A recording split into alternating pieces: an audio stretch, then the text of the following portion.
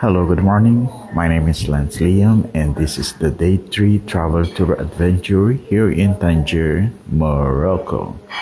So, ito yung aming parang bed and breakfast, pero solo namin from, ayan yung mga maleta. Ito yung second floor. Meron pang third floor yan. Ayan yung mga gamit. And this is our room. Yan. Parang ano siya, maliit na hotel. Ayan.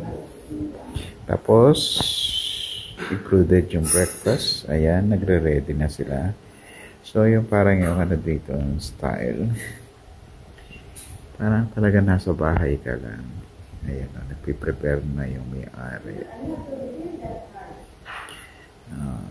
Okay.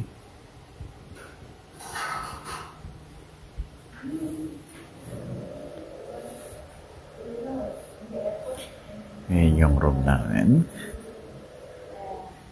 So, yung CR.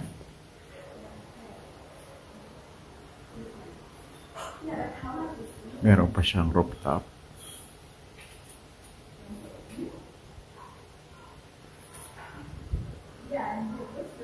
Thank you.